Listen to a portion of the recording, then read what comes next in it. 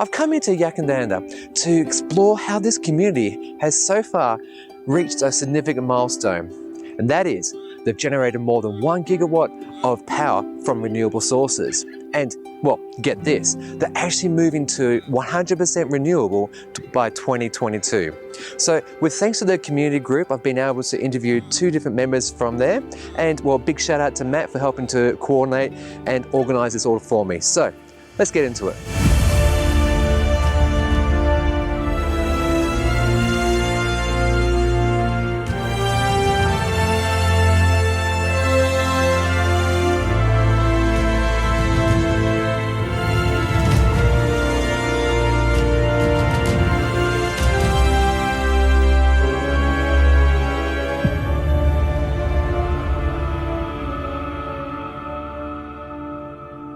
Alright, so how did you get involved with this project? In Yackandandah, there was a real interest, I think, in what we could do around our energy democracy. So taking generation and creation of renewable energy into our own hands. Back in 2013, 2014, there was a local government prepared a bulk buy of solar panels, and Yackandandah had a really high uptake of that. Mm-hmm. There was a little bit of funding left over, and we ran a community forum. And at that community forum, it was decided probably by about 10 or 12 people that we wanted to continue this as a community group. Mm. And then a couple of us from that forum headed to the first Coalition for Community Energy Congress and came back from that in 2014 with a real shot in our arm to make the town 100% renewable by the year 2022.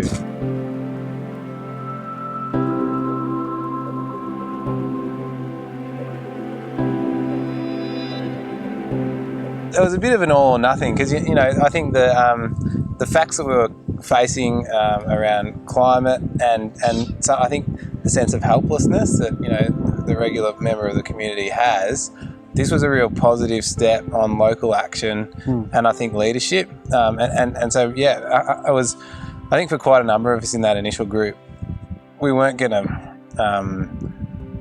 be involved with it unless we were there to see dramatic change. Sure. Wow. Yeah, fantastic. Can you tell me about the roadmap to 2022? Yeah, sure. I think it's become more sophisticated, Chris, as we've gone along. For a start, it was all about reducing the amount of electricity we use, local generation, so household-based generation of renewable electricity, and then moving towards community-scale renewable electricity.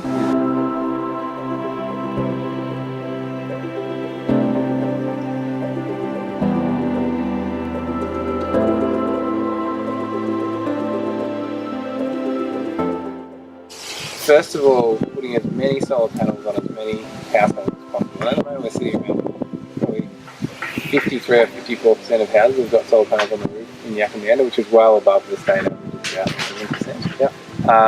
The second one is matching as many houses of those as possible up with storage systems. That's not going quite as well because batteries are pretty expensive. Got to say, yeah. But we're making a start and we're pushing that. The third phase out of the 5 steps to get to 100% renewable is this device called an Ubi. So Ubi's been developed by Mondo, and it's a little gadget that sits on people's electricity meter that talks to the storage system, talks to the generation system, the solar panel generation system, and talks to the grid, and optimises the best thing at any particular time to do with your the electricity that you're generating. So that pretty much optimises how your renewable energy generation is used. Number 4 is enabling then the sharing of people's electricity throughout the town. And we've got to, in some ways, fit this new technology into an old regulatory system with that, which means that we have to create an electricity retailer. So that's underway. We've got Indio Power Limited has been formed and will start trading electricity this year in 2019, which is really exciting. Yeah. Getting all those things off the ground and having the first 4 steps gets us to about 85% renewable.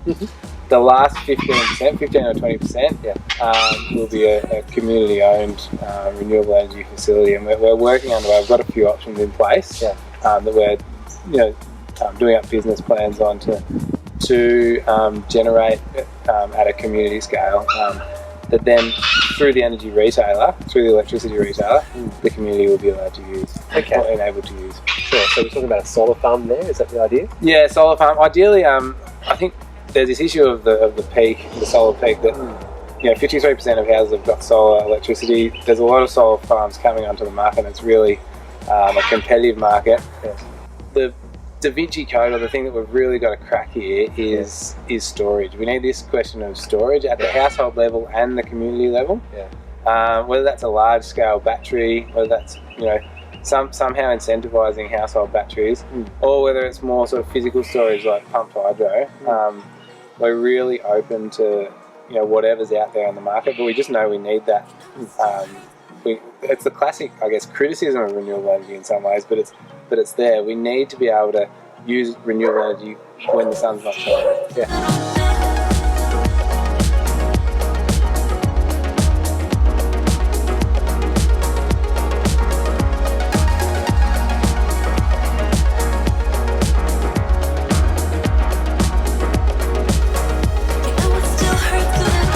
So Matt, when you get to 2022 and you've reached 100%, do you think you might actually cut the cord from the main grid? That's a really good question, Chris, and I think if you had have asked us that question 5 years ago when we started, we would have loved to have said yes. We want to cut the cord, we want to be our own little ecosystem. As we've come along, we've learnt that maybe our impact can be greater than Yackandandah, even though our focus is solely on 100% renewable Yackandandah. And that the stability of the grid and the expectation of people in terms of the electricity that they expect to use, and also how what the grid offers in terms of transporting renewable energy. The answer is probably no, we won't cut the cord. Also because it's pretty cost prohibitive to cut the cord as well. What we're looking at is a model that's around distributed energy resources. So instead of this centralised, for example, coal-fired power station that just sends electricity out all in the one direction, that we're part of we're one ecosystem of a series of renewable energy ecosystems that interplay within themselves, but then interplay with each other. So there's still a role for the grid, but it's a different role. And whether we like it or not, that change, that real paradigm shift in how we do electricity needs investment. Fair enough. And I guess at the end of the day, like, you could actually become a source for exporting to the grid. And I'm talking obviously at network size here, not normal house exports. That's right. That's an important step, I guess. And I think we've got a responsibility in this shift, to play our part. And I think saying to an extent, having ourselves sorted and cutting the cord, and maybe even we've had conversations about buying the grid for Yackandandah. But it's not going to solve the broader issues, and I think we've got a role to play as citizens to make this change and make it fast.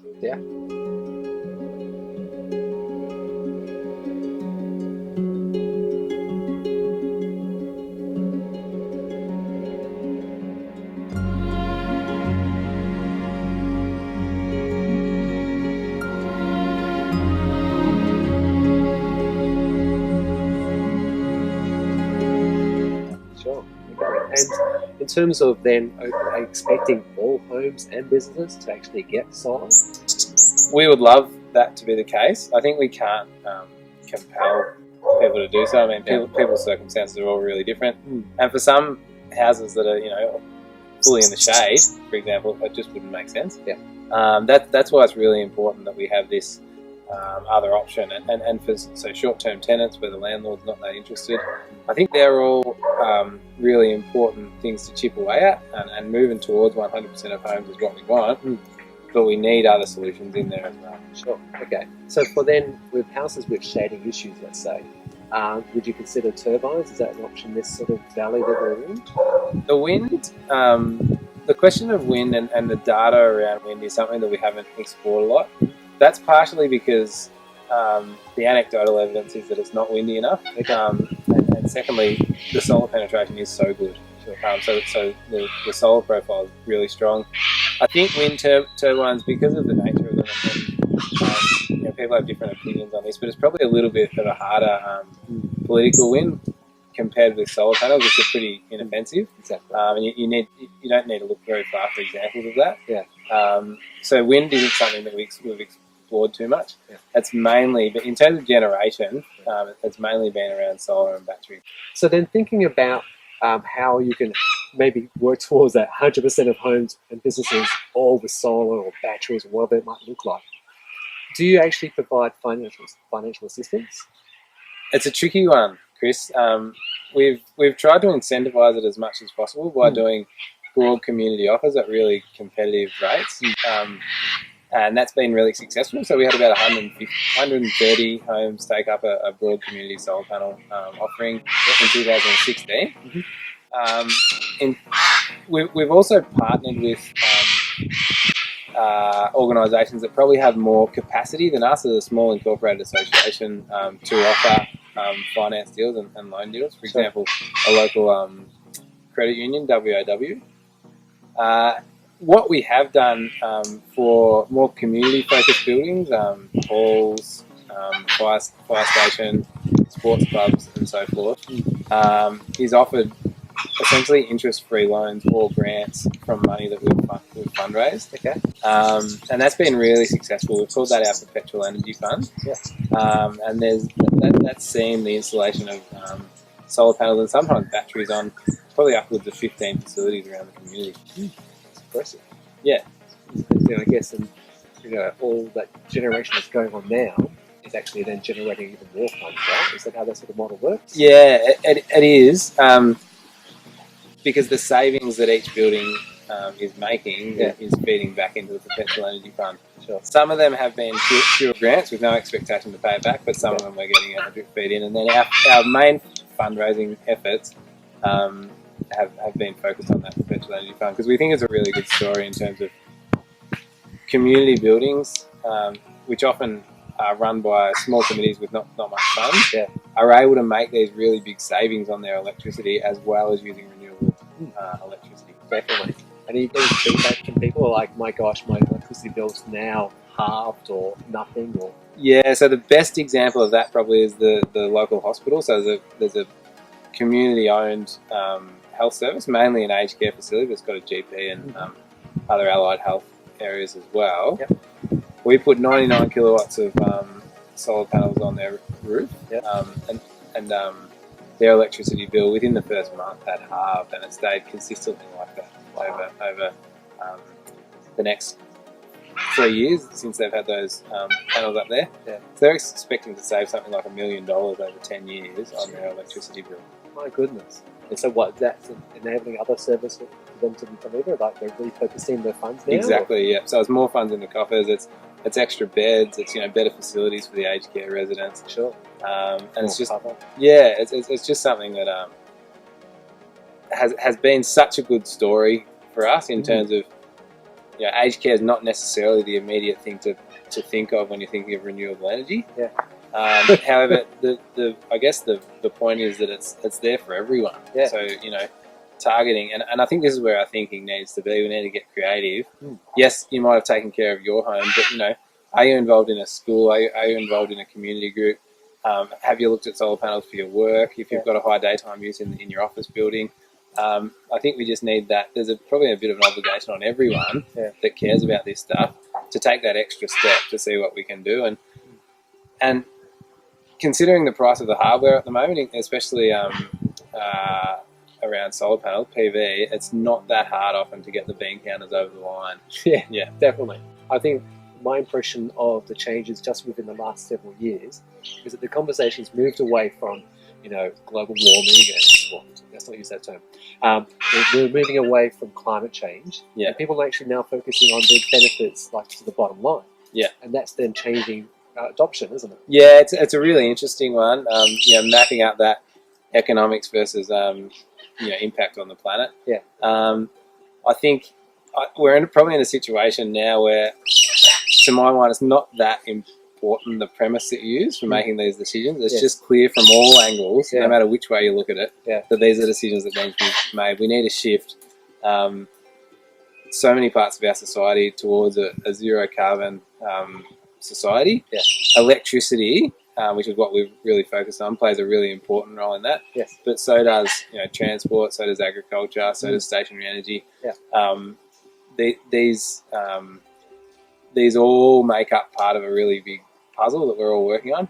I think in terms of timing, though, as you alluded to, it's the perfect storm around electricity. With around it's a storm we didn't want, but yes. Yeah, it is. No, but I meant more perfect storm in terms of the hardware's there and it's proven and it's cost effective.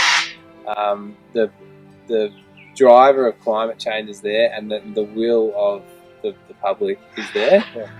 In a lot of sectors, I'd say, I'm really happy to say that the political will is there or coming there as well. So it's just like I'd like to think we're playing our little role in providing some leadership around that, but at the same time, we're also just playing our part. Yeah, that's great. And I understand that your supermarket here, look, I'm just thinking about like heavy industries, because for some people who may watch this video, they're like, well, you can't run a smelter on solar, can you? Or can you? Like you're running a supermarket on solar, right? Yeah, that's right. Yeah, so the supermarket's got solar. Our water treatment plant has got a solar and battery system. So yeah, we would refute that and say that yes, regardless of the size of the industry, renewable energy is a solution. But there's no shying away from the fact that the bigger the industry, the bigger the investment, but then potentially the bigger the savings. So I think it's easy to be in a mindset where you stick with the status quo, but I think people need to remember that when the whole electricity grid as we know it was set up, that was a really, really expensive exercise as well. We know that did a really good job for about 70 years, but it's just not fit for purpose at the moment, considering what we know. So we need investment, we need change, and probably you can't sugarcoat the fact that that's going to hurt the hip pocket occasionally. But if we put ourselves in the mindset of not just thinking like 100 years ahead, but even 15 or 20 years ahead, we'll definitely be reaping the rewards.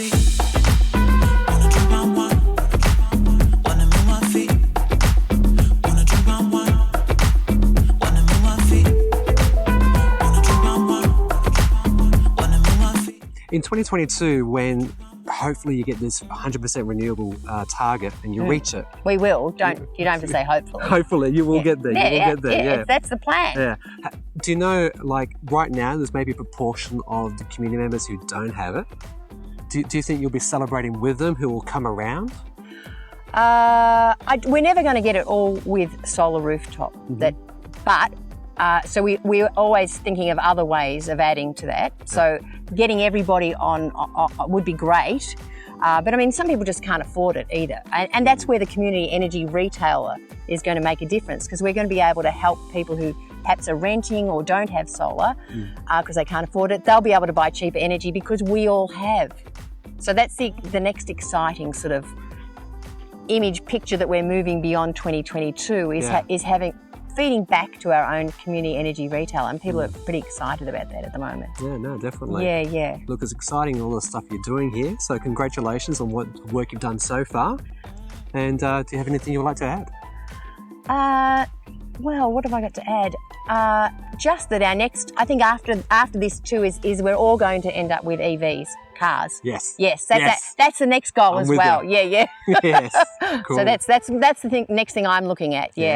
Is a battery and perhaps an electric car. So Absolutely. So we'll be the hub for that soon. Oh, well done. Yeah. Look forward to that. I'll come back. Drive your electric car up. I shall. Yeah. Okay. Well, thanks very much, Diane. Thanks, Chris. Cheers. So what do you think? That's pretty impressive stuff, right? I mean, look, this community group has got a clear plan. They're helping out each other. They're doing it for the community. I'm super impressed with how they've actually assisted the local health service, and they've been able to fund like a locum GP from the savings that they would have otherwise spent on electricity to like a supplier. So this is awesome stuff, and if you want to know some more, I've put some links down below how you can actually get in contact with this organization and other ones who are doing similar work in their own local communities. And hey, if you've enjoyed this video, feel free to comment, like and subscribe. Leave me a comment down below, and if you do nothing, stay green.